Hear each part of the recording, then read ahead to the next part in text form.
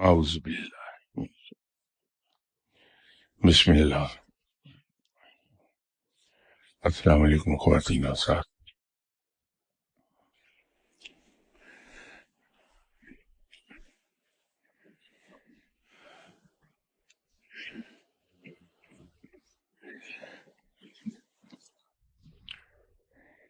اسلام کے ابتدائی زمانہ ہے، خلافت راشدہ کے بعد اس میں بڑے بڑے جید عالم اور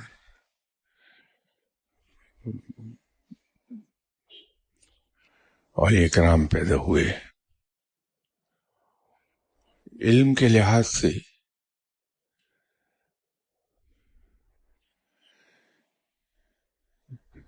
ایک صاحب جنہوں نے بہت نام کمایا، وہ محی الدین محمد ابن عربی تھے۔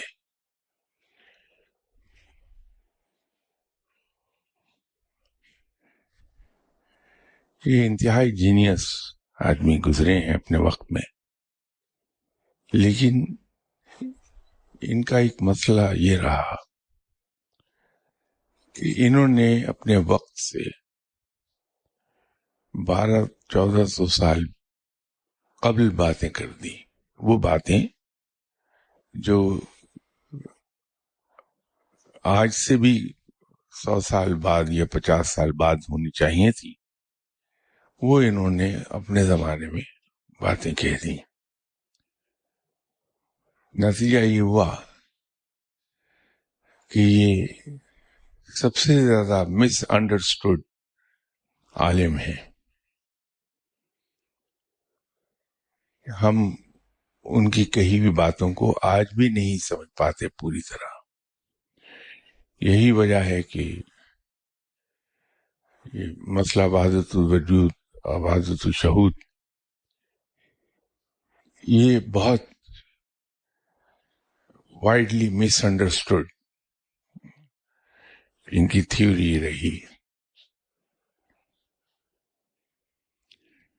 اور ہمارے یہاں چونکہ یہ چیز بڑی عام ہے کہ ہم کسی چیز کو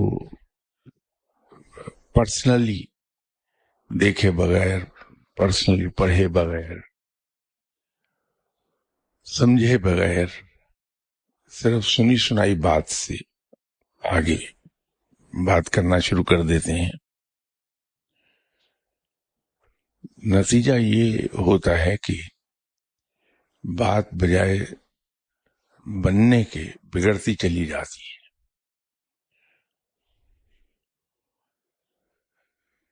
اس مسئلے کے ساتھ یہی کچھ ہوا کہ مسلمانوں کے درمیان بہت سخت اختلاف پیدا ہوئے۔ نتیجہ یہ ہوا کہ اس میں خون بہہ گیا بہت سے مسلمانوں کا۔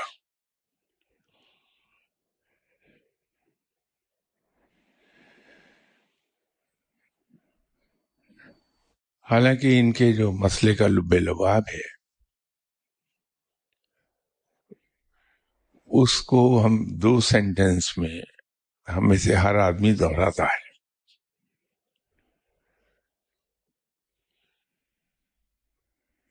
وہ بزرگ جن کے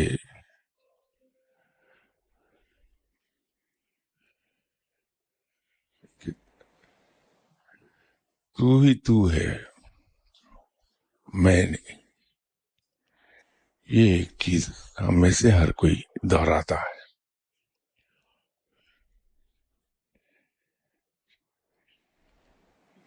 اسی طرح رب تعالیٰ کے بارے میں ہم یہ کہتے ہیں کہ تو ہی اول تو ہی آخر۔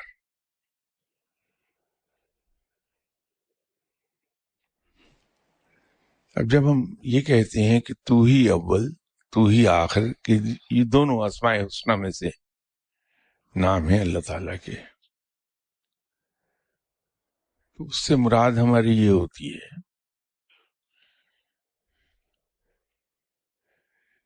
کہ ایک لفظی معنوں میں اس پر بات ہوئی تھی کہ کسی صاحب نے ایک سوال مجھ سے پوچھا تھا یورپ میں کہ واحد اور آحد اس کا معنی ایک ہی ہے، لیکن یہ دو علیحدہ کیوں ہم بولتے ہیں، ان میں فرق کیا ہے جبکہ معنی ایک ہی ہے، واحد اور آحد؟ تو یہاں میں نے ذکر کیا تھا کہ اگر ہم گنتی گنیں تو ایک کو ہم واحد کہتے ہیں، عربی میں واحد کا مطلب ایک ہے، تو وہ نمبر کے حساب سے وہ ایک ہے، دو نہیں ہے۔ لیکن اصطلاحی معنوں میں جب ہم کہتے ہیں آحد ہے تو وہ اصطلاحی معنوں میں ہم کہتے ہیں کہ وہ لاسانی ہے، یونیک ہے، اس کا کوئی ثانی نہیں ہے، اس جیسا دوسرا کوئی نہیں ہے۔ تو وہ ہم اس کو ان معنوں میں آحد کہتے ہیں۔ تو ایسے ہی ہم اس کو اول کہتے ہیں اور آخر کہتے ہیں۔ اول ظاہری معنوں میں آتا ہے کہ تمام چیزیں اسی سے شروع ہوئی ہیں، وہی ابتدا کرنے والا ہے اس کائنات کی، کہ کن کہا اور کائنات وجود میں آ گئی، تو وہ سب سے پہلے موجود تھا، وہ اول ہے۔ اور اصطلاحی معنوں میں جب ہم کہتے ہیں آخر ہے کہ وہ اسی پر انتہا ہے ہر چیز کی، وہیں سے چیز شروع ہوتی ہے، وہیں جا کے ختم ہو جاتی ہے، تو وہ ان اصطلاحی معنوں میں آتا ہے۔ اسی طرح ہم یہاں پچھلی نشست میں اللہ تعالیٰ کے ایک نام باطن کا ہم نے ذکر کیا تھا۔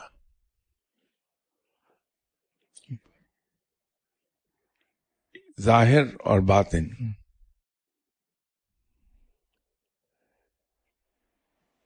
تو اپنے آثار کے لحاظ سے وہ ظاہر ہے،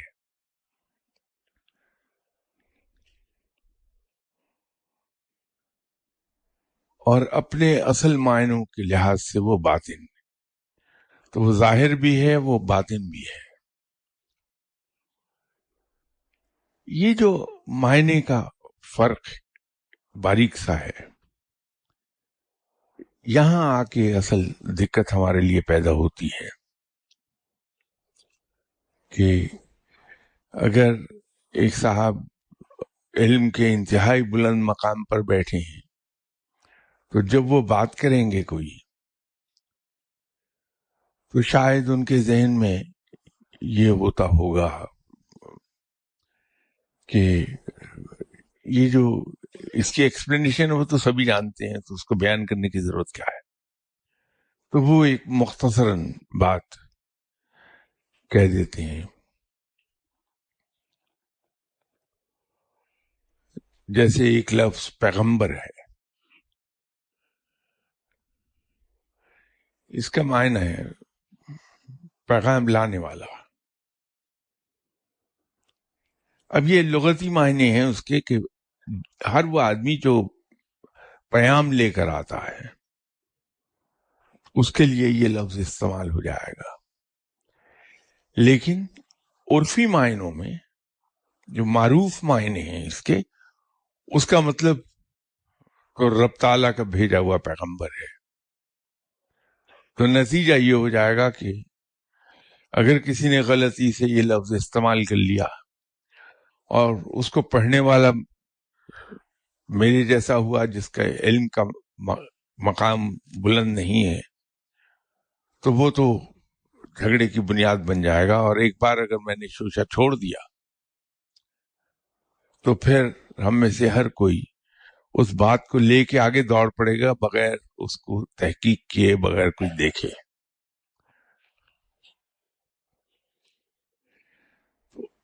محمد ابن عربی کے ساتھ بھی یہی کچھ ہوتا رہا کہ انہوں نے علم کے جس مقام پر بیٹھ کر لکھا، اس میں کہیں تو انہوں نے اس کو الفاظ کو اعتبار کے لحاظ سے اس کے اعتباری معنی لے لیے اور وہ استعمال کر ڈالے۔ پڑھنے والے کا علم وہ نہیں ہے کہ وہاں تک جا پہنچے، تو اس کو مس انڈرسٹینڈ کر لیا گیا۔ کہیں انہوں نے جو الفاظ اپنے صرف عرفی معنوں میں، معروف سینس میں جو معنی لیے جاتے ہیں، صرف انہی میں استعمال ہو رہے ہیں، انہوں نے اس کو لغتی معنوں میں اسے استعمال کر لیا۔ نتیجہ یہ ہوا کہ وہ مس انڈرسٹینڈ کر گئی بات۔ ورنہ اگر ان چیزوں کو ہم سامنے رکھ لیں اپنے ذہن میں، جب ان کے پیغام کو پڑھ رہے ہوں، ان کی تحریروں کو پڑھ رہے ہوں، اور یہ بیک گراؤنڈ ذہن میں رکھ لیں کہ انہوں نے اپنی جو تحریریں ہیں، جو سوچ اپنی لوگوں تک منتقل کرنے کی کوشش کی ہے، اس میں کیا ترکیب استعمال کر لی ہے،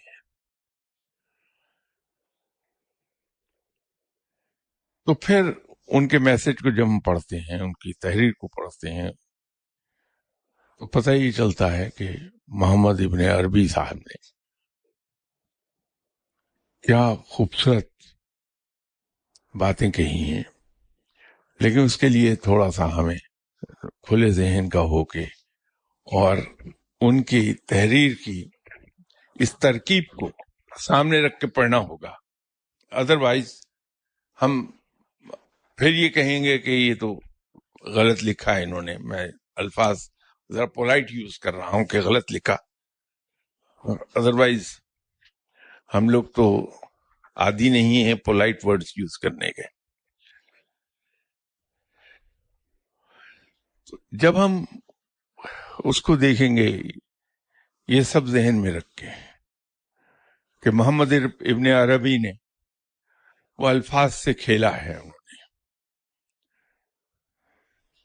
کہیں لغتی معنوں میں لے گئے اس کو، کہیں معروف معنوں میں لے گئے، اصطلاحی معنوں میں لے گئے، کہیں اعتباریت کے حساب سے لے گئے۔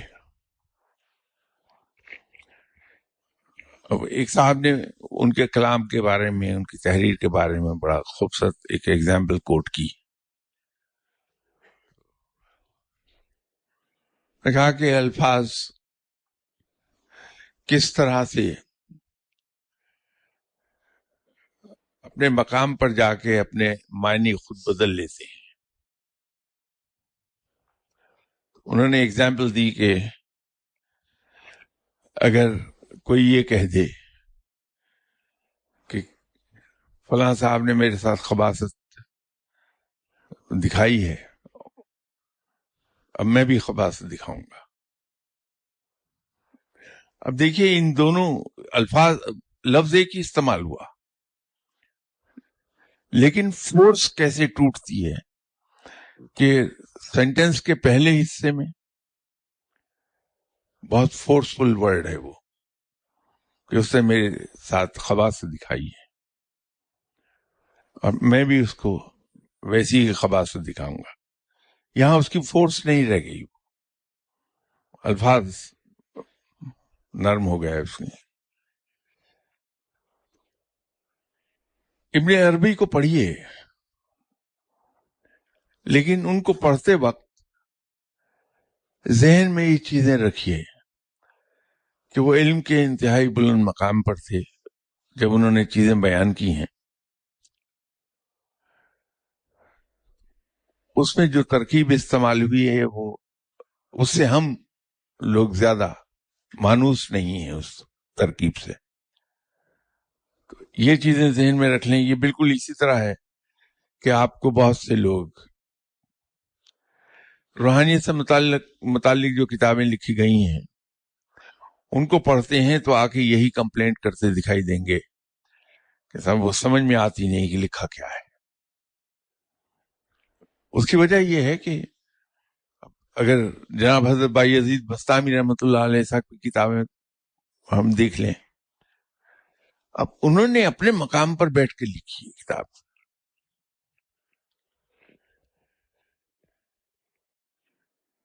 انہوں نے ساری عمر درس دیا ہے علماء کو جو پہلے سے ہی علم کے ایک بڑے مقام پر بیٹھے ہیں. ان کی تعلیم و تربیت کی ہے جناب حضرت بائی عزیز بستامی رحمۃ اللہ علیہ نے.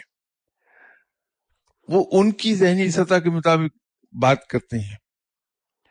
انہوں نے کتابیں لکھی تو اسی سطح پر بیٹھ کے لکھی. اب اس کو جو ہم پڑھنے کی کوشش کرتے ہیں تو ہمارے پلے کچھ نہیں پڑتا.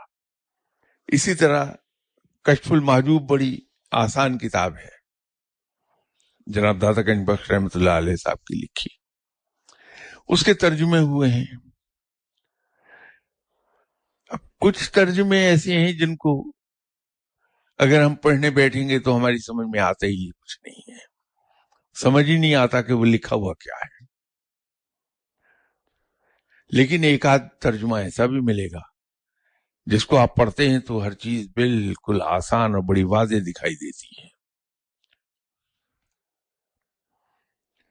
اس کی وجہ یہ ہے کہ وہ جو ترجمہ کیا ہے کسی نے, یا تو علم کے بہت بڑے مقام پر بیٹھا تھا وہ آدمی اور وہ یہ سمجھتا تھا کہ اس کتاب کو ایک عام آدمی نے پڑھنا ہے, اس کی علمی سطح وہ نہیں ہے, تو اس نے اس عام آدمی کی ذہنی سطح کے مطابق ترجمہ کر ڈالا جو سمجھ میں آ جاتا ہے.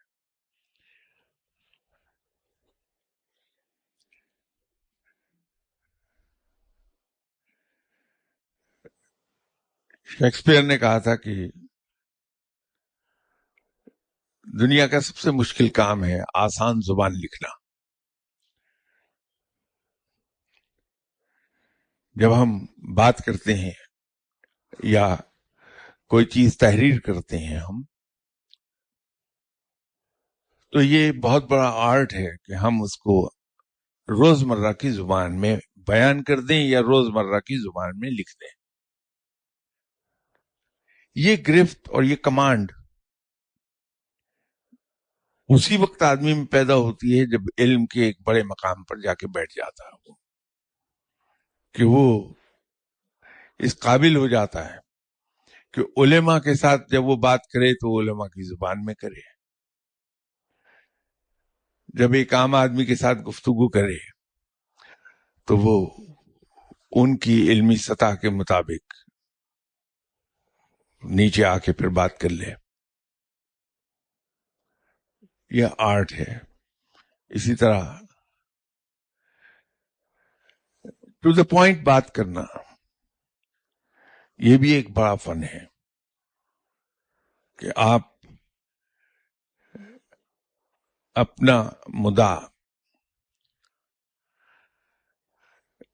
کم سے کم لفظوں میں بیان کرتے ہیں. یہ ایک فن ہے.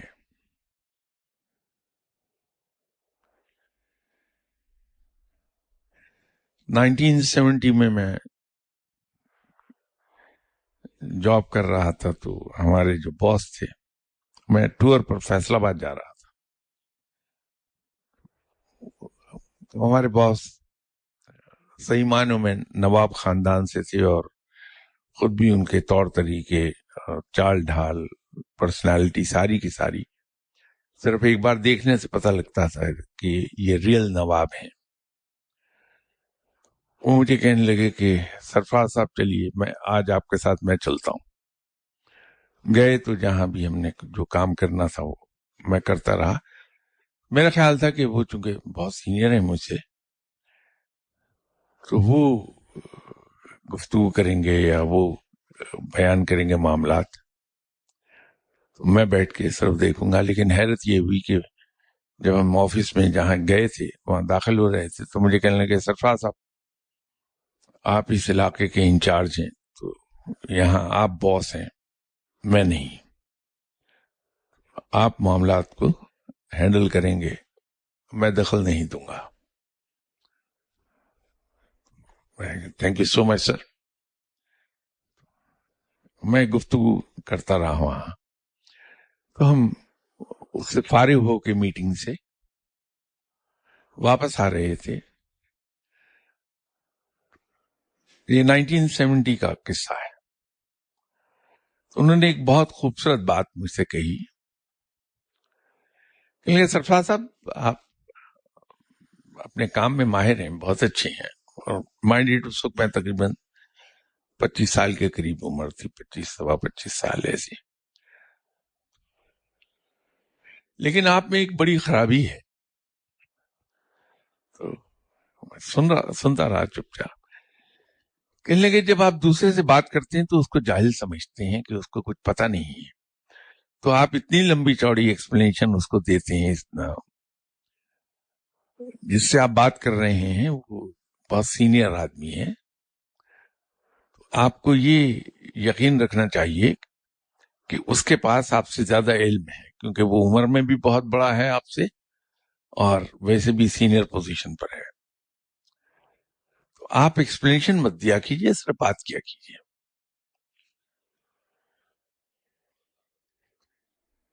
یہ سننے کے بعد پھر میں نے اپنے آپ کو ایگزامن کیا تو پتہ چلا کہ واقعی میں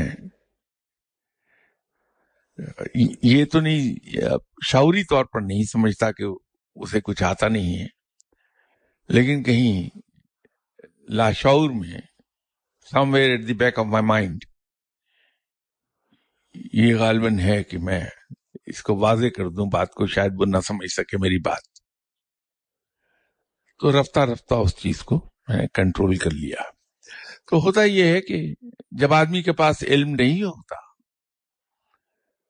تو بڑی لمبی بات کرتا ہے، سمجھانے کی کوشش کرتا ہے. لیکن جب اس کے پاس علم ایک بڑی مقدار میں آ جاتا ہے، واقعی کچھ جاننے لگتا ہے چیزوں کو، تو وہ پھر مختصر اور بڑی خوبصورت گفتگو کرتا ہے. آدمی کی کوشش یہ ہوتی ہے کہ میں ایک آدھ جملے میں ہی اپنی بات مکمل کر لوں، زیادہ بولنا نہ پڑے مجھے. اسی طرح جب لکھتا ہے خط، وہ میں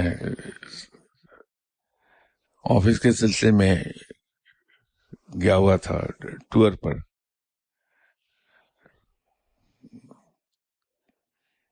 تو انگلینڈ میں ایک صاحب نے مجھے ڈھونڈا. تو کہنے لگے سر میں صبح سے ڈھونڈ رہا تھا آپ کو. خیریت ہے؟ کیا ہو گیا آپ کو؟ کہنے لگے ایک بڑا امپورٹنٹ میسج ہے آپ کے لیے.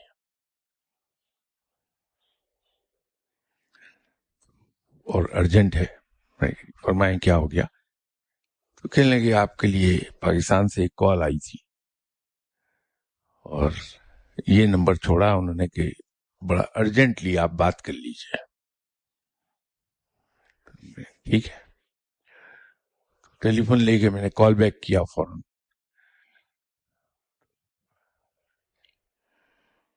وہاں سے مجھے کہا یہ گیا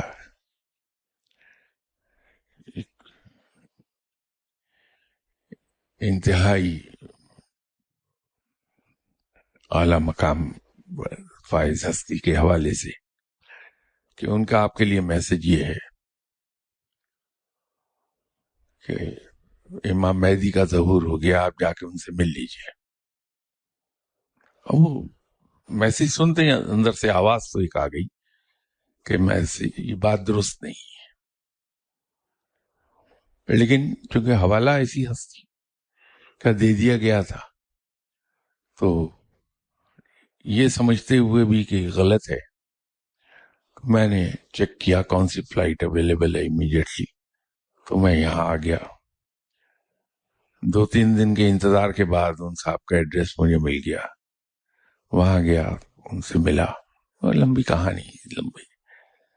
تو انہوں نے کہا میں نے ایک خط فلاں آدمی کو لکھا تھا، اس کا جواب نہیں آیا، آپ ان سے کہیے مجھے جواب تو دے دیں۔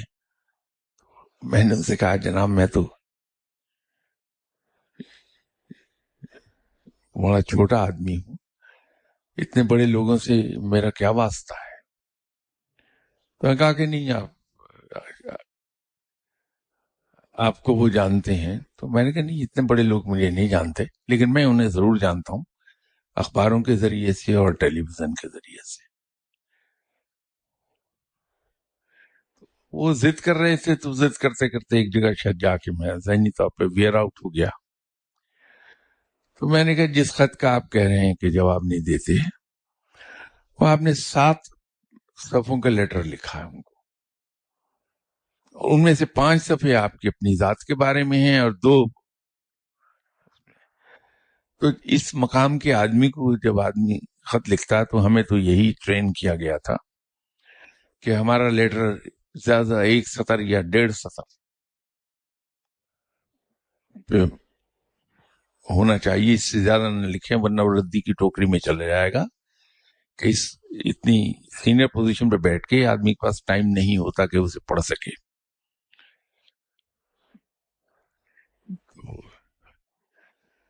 فوراً وہ فرمانے لگے کہ اچھا آپ ایسا کریں، میرے لیے دعا بھی کریں، اور یہ خط میں دے دیتا ہوں، اس کو آپ مختصر کر کے جیسے آپ کہہ رہے ہیں خود لکھ لائیے، میں سائن کر کے بھیج دوں گا۔ میں نے ٹھیک ہے جناب۔ وہ خط لایا، میں مختصر کرنے کے نیت سے اسے پڑھنا چاہ رہا تھا، لیکن اس میں کچھ ایسی بات لکھی تھی جس کو میں برداشت نہیں کر پایا، تو میں نے اسے آگ لگوا دی کہ اس کو جلا دو۔ یہ وہ قصہ یہ ہے کہ وہ 7 پیجز کا لیٹر جو فل سکیپ کاغذ، وہ 7 تھے، حالانکہ اس کو 1 سطر میں لکھا جا سکتا تھا بجائے 7 فل سکیپ پیپرز بھرنے کے۔ لیکن وہ فن ہے پورا، اور وہ اسی وقت آئے گا جب ہمارا علم بہت ہو جائے ہمارے پاس، اس کے بغیر نہیں آتا ہوں۔ اب یہ بات معلوم نہیں کدھر سے کدھر چلی گئی۔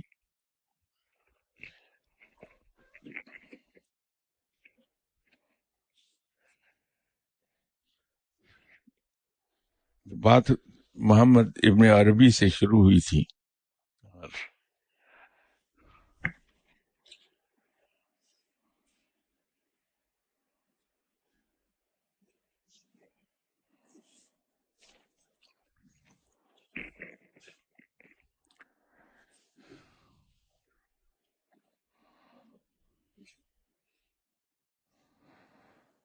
یہ ان کا ایک ہی سوال باقی رہ گیا تھا، وہ یہ تھا کہ please express your opinion on Allah's name. How can we contemplate on Allah's names and how this could help in our life in gaining Allah's mercy and grace?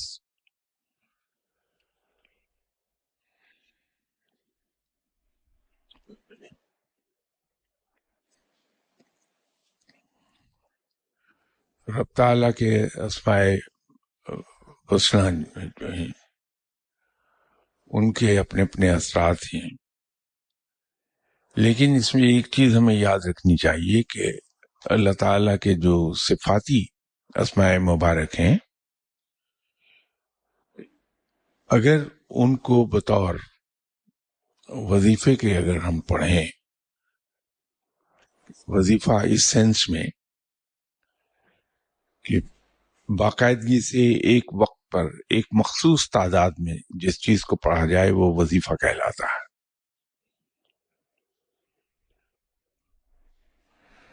ویسے تو ہماری اردو زبان میں یہ وظیفہ لفظ استعمال ہوتا ہے، وہ ان معنوں میں استعمال ہوتا ہے کہ وہ چیز جو باقاعدگی کے ساتھ کی جائے وہ وظیفہ ہے. اور اس سے کئی ایک محاورے بھی ہیں اس کے بنے ہوئے لفظ کے کہ جیسے اس نے تو اس چیز کا وظیفہ ہی بنا لیا ہے. یہ محاورتاً استعمال ہوتا ہے. لیکن روحانیت کی ٹرمنالوجی میں وظیفہ اس چیز کو کہا جائے گا جس کو باقاعدگی کے ساتھ ایک مخصوص وقت پر مخصوص تعداد میں پڑھا جائے وہ وظیفہ کہلائے گا. جب ہم اسماء حسنہ میں سے کسی ایک نام مبارک کو کا ورد کرتے ہیں تو اس کے اثرات مرتب ہونے لگتے ہیں انسان پر. اس میں صرف ہمیں ایک بات یاد رکھنی چاہیے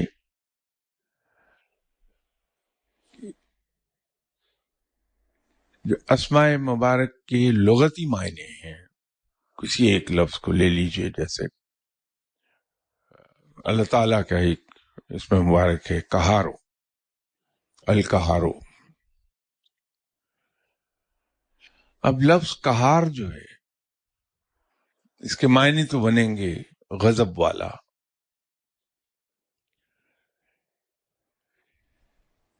لیکن عام طور پر جو درویش لوگ ہیں، فقیر لوگ ہیں، جو یہ چاہتے ہیں کہ ہماری زبان سے کہی ہوئی بات پوری ہو جائے، وہ یا قہار ہو یا جبار ہو اس کا وظیفہ کرتے ہیں. اب یہ دونوں اثرات اگر ہم اس کے لغتی معنی دیکھیں اور اثرات کو دیکھیں تو یہ مختلف بنتے ہیں. اسی طرح رب تعالیٰ کے اور اسماء مبارک، اسماء حسنہ اگر ہم ورد کریں گے بطور وظیفہ تو کبھی اس کے لغتی معنی دیکھ کے نہ کیجیے گا، کیونکہ اس کے اثرات لغتی معنوں والے نہیں ہوں گے. جیسے سمد اس کا نام ہے اللہ تعالیٰ کا، اور بہت ہی تیزی ہے اس میں، بہت سریع الاصل گنا جاتا ہے، اسے سمجھا جاتا ہے. اب اگر اس کو پڑھا جائے گا تو یہ بے نیازی کی صفت اتنی تیزی سے لاتا ہے انسان کے لیے کہ وہ رفتہ رفتہ یہاں تک چلا جاتا ہے کہ کپڑوں سے بے نیاز ہو جاتا ہے.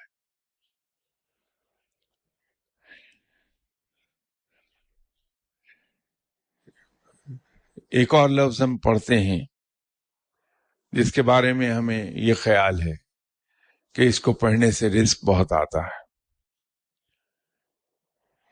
الغنی اور المغنی.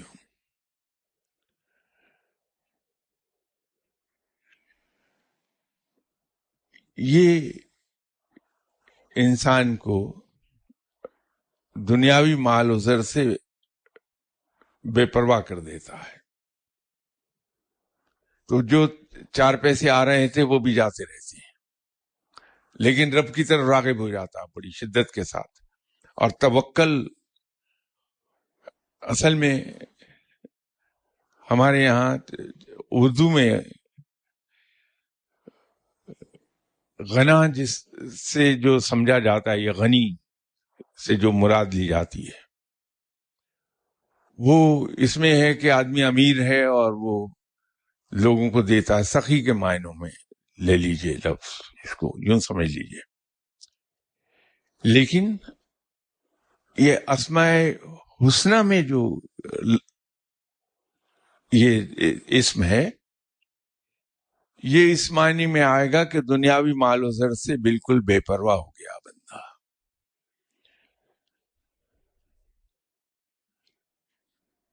تو آدمی دل کا غنی ہو جائے گا بہت، لیکن دنیاوی مال و زر کی فکر نہیں رہے گی اسے، تو دونوں ہاتھ سے لوٹاتا رہے گا. وہ اگر ایک انسان دنیاوی زندگی بھی بھرپور گزار رہا ہے تو اپنی دنیاوی ذمہ داریاں پوری کرنے کے لیے اسے وسائل کی ضرورت رہتی ہے. ہمیں یہ ضرور خیال رکھنا چاہیے کہ اس کے اثرات کیا ہوں گے، اس کے صحیح اثرات کوئی فقیر ہی بتا پائے گا آپ کو.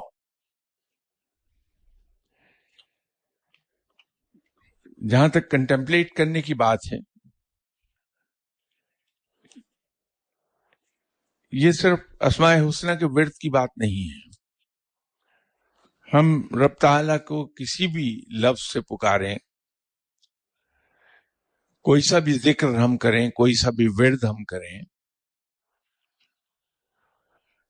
تو اس پر کنسنٹریشن بڑی لازم ہے کہ ہم اس میں ڈوب کر اس کا ذکر کریں.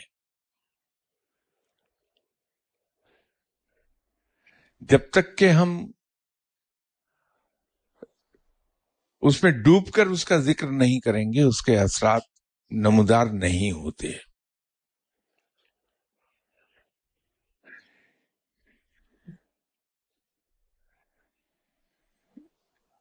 نماز میں بھی اگر ہماری توجہ بہت نہ رہے تو اس کا حل یہ ہے کہ ہم اس طرح سے نماز پڑھیں کہ جو ہماری بڑبڑاہٹ ہے وہ ہمیں سنائی دے جائے. تو ہم بڑبڑاہٹ کی صورت میں، جیسے سورہ فاتحہ ہم پڑھتے ہیں، تو ہم بڑبڑاہٹ کی صورت میں اسے پڑھیں اور اس کو خود سننے کی کوشش کریں. جب ہم خود اپنی آواز کو سننے کی کوشش کریں گے تو ہماری کنسنٹریشن بڑھ جائے گی ایک دم. پھر وہ جو خیالات آتے ہیں ذہن میں یا توجہ ہماری بڑھتی ہے وہ ختم ہو جائے گی. تو پوری قوت سے، پورے انہماک سے ہم اپنی آواز کو سننے کی کوشش کریں. اس سے جب ہم قرآن پاک کی تلاوت کرتے ہیں تو قرآن پاک پڑھ رہے ہوتے ہیں، لیکن یا تو باہر کوئی چیز گری تو ادھر توجہ چلی گئی، کچھ دو لوگ بولے ادھر توجہ چلی گئی. تو قرآن سے ہم پڑھ رہے ہوتے ہیں لیکن توجہ نہیں رہتی قرآن میں. یہ بعض کا یہ چیز ویسے فائدہ بھی دے جاتی ہے. ایک صاحب بیٹھے ہوئے تسبیح پڑھ رہے تھے، اللہ کا ذکر کر رہے تھے، تو ان کے گھر کی دیوار کے باہر کھڑکی سے آواز ان کو آئی. دو خواتین آپس میں بات کر رہی تھی کہ آج تم نے کتنے پیسے کمائے. تو عورت نے جواب دیا کہ میں نے اتنے پیسے کمائے. تو دوسری عورت نے پوچھا تو کہاں خرچ کر دیے؟ اس نے تفصیل بتا دی کہ فلاں جگہ اتنے اتنے اتنے. وہ عورت دوسری فوراً بولی کہ تم نے باقی چیزیں بتا دی، یہ نہیں بتایا کہ تم نے اپنے دوست کو اتنے پیسے دیے. وہ لفظ انہوں نے کچھ اور استعمال کیا، میں ذرا اس کو تھوڑا کسی اور لفظ سے ریپلیس کر رہا ہوں کہ تم نے اپنے دوست کو دیے. تو اس عورت نے فوراً جواب دیا پرشین میں کہ ہاں میں نے دیے، لیکن حساب دوستاں در دل، کہ دوستوں کے ساتھ حساب کتاب دلوں میں ہوتا ہے، وہ کاغذ پر یا کیلکولیٹر پہ نہیں ہوتا کہ تم نے اتنے دیے میں نے اتنے دیے، اتنا تمہاری طرف ڈیو ہو گیا، تمہارا میری طرف اتنا ڈیو ہو گیا. تو اس نے اس کو پرشین میں جواب دے دیا کہ حساب دوستاں در دل. تو یہ جو بزرگ تسبیح کر رہے تھے، ان کی توجہ باہر لگ گئی تھی خواتین کی آواز کی طرف، تو فوراً اٹھے اور اپنی تسبیح ایک طرف پھینک دی. کہنے لگے حساب دوستاں در دل نہ کہ در تسبیح. رب میرا دوست ہے، میں اس کا ذکر گن کر کیوں کروں، وہ تو دلوں میں حساب رہے گا. تو ایک فائدہ ہو گیا کہ وہ ایک اچھی راہ پہ لگ گیا کہ رب کو بغیر گنے پکارے گا وہ. تو بعض اوقات کہیں کہیں ایسا فائدہ بھی ہو جاتا ہے. صلی اللہ علیہ وسلم. ہاں جی.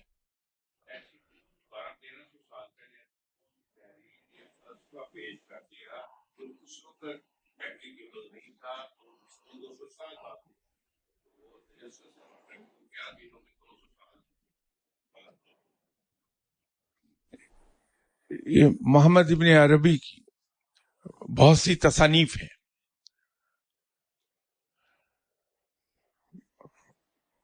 تیرہ 14 تو وہ تصانیف ہیں جو معروف ہیں، لوگوں کو معلوم ہے. لیکن اس کے علاوہ بہت سا ان کا ورکس ضائع ہو گیا، زمانے کی نظر ہو گیا ہے. ان میں سے بھی شاید 2 یا 3 کتابیں ہیں جس کا اردو میں ترجمہ ہو سکا ہے. تو اس میں فصوص الحکم بہت مشہور ہوئی ہے کتاب. فتوحات مکیہ، یہ کتاب چونکہ ان کے اردو میں ترجمے ہوئے ہیں، یہ اویلیبل ہو جاتی ہیں، تھوڑی سی ایفرٹ کرنی پڑے گی. ان کے علم کی ایک آدھ بات کا تو وہ ایک آدھ بات نہیں ہے جس کا ذکر کیا جا سکے، وہ تو ایک خزانہ ہے علم کا، بشرطے کہ ہم اس کو اس انداز میں پڑھ سکیں جس انداز میں وہ لکھا گیا ہے، کہ ان کو ہم رعایت دینی پڑے گی، الاؤنس دینا پڑے گا ہمیں کہ شاید انہوں نے اس کے یہ لغوی معنی استعمال کر لیے ہیں، عرفی معنی استعمال کر لیے ہیں، یا اعتباری لحاظ سے اسے استعمال کر گئے ہیں لفظ کو. اس کو پھر ہم جب اس انداز میں دیکھیں گے تو ان کا علم کچھ نہ کچھ وہاں سے ہم پک کر سکیں گے. تو یہ بات ہو رہی تھی کنسنٹریشن کی. تو یہ صرف اسماء حسنہ کے ذکر تک ہی محدود نہیں ہے، بلکہ جب بھی ہم رب کو پکاریں، نماز پڑھیں، قرآن پاک پڑھیں یا رب کو پکاریں، اس میں کنسنٹریشن ایک بنیادی ریکوائرمنٹ ہے.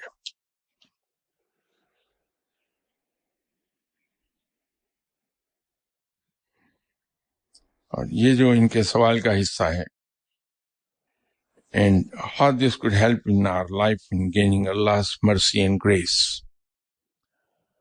ایک بڑی سمپل سیدھی بات ہے کہ جو رب نے خود فرما دیا کہ میرے ذکر سے دلوں کو سکون ملتا ہے. انسان کی سب سے بڑی دولت اس کے اندر کا سکون ہے، اور اس کی جو